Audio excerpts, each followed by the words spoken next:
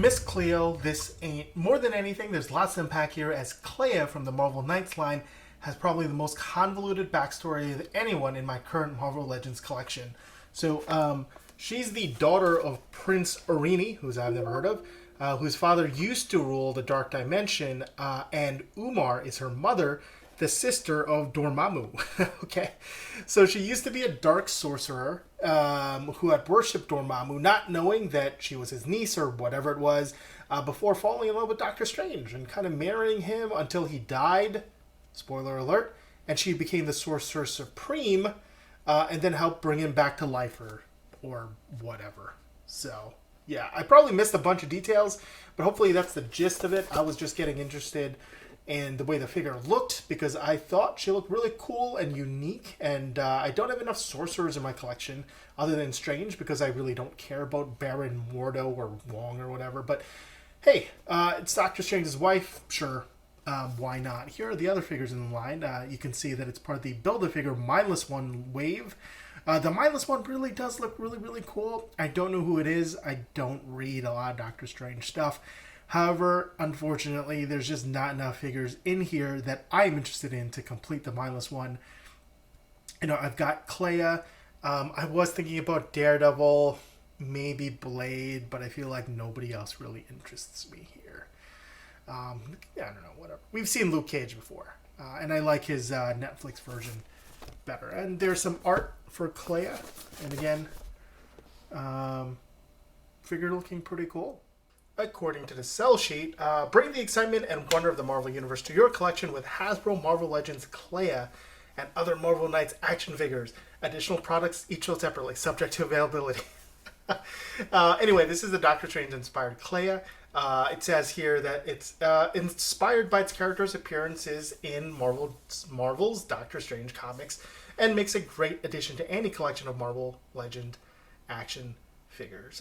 It comes with 4 accessories, including alternate hands, although 2 of those accessories are part of the Build-A-Figure, which I don't really count since it's not like you can replace one of her arms with it. But it comes with a Build-A-Figure hand for the Mindless One, arm, with a replaceable fisty hand. So that's good, I suppose. We're going to put that away. It's got display-worthy articulation, whatever that means, fully, and it says there's a fully posable head, arms, legs, and you can reimagine scenes inspired by Marvel Comics on your shelf. So we can take a look at the figure here. Again, really, really cool and unique facial sculpture. And we've got the typical, when there's a sorcerer, kind of like whatever powers, we got these wispy things, and they're in the purple, which is pretty cool. I like purple. Purple's pretty dope. And then we've got her costume, which actually does not have a lot of articulation, which we'll get back into. But I suppose they spent all the money on the facial sculpt. But it's a pretty good one.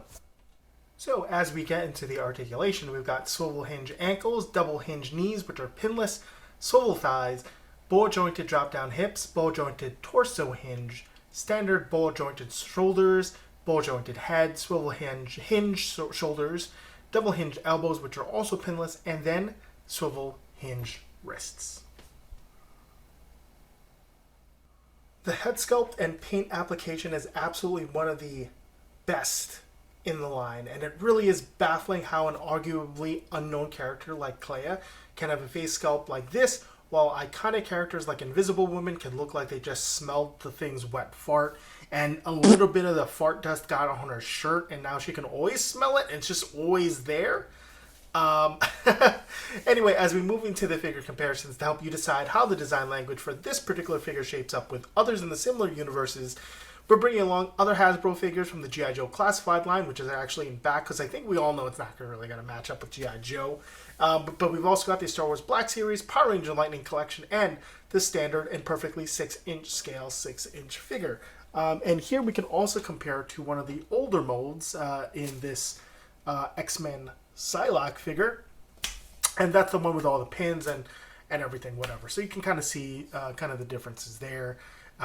Clea's face is a lot softer, and although I don't want to say it's more realistic, but like the proportions are much better, and I think it's a better representation of something that you'd see from the comic books. Whereas Psylocke's face is a little bit like kind of warped and kind of like an exaggerated look that by no means looks. It doesn't look bad, but it doesn't look realistic either. Anyway, so let me know what you thought of this figure. Did you love it? Did you hate it? What kinds of stuff do you prefer collecting? And what figures are you looking forward to over the next couple months? Thanks for watching and stay tuned for more content.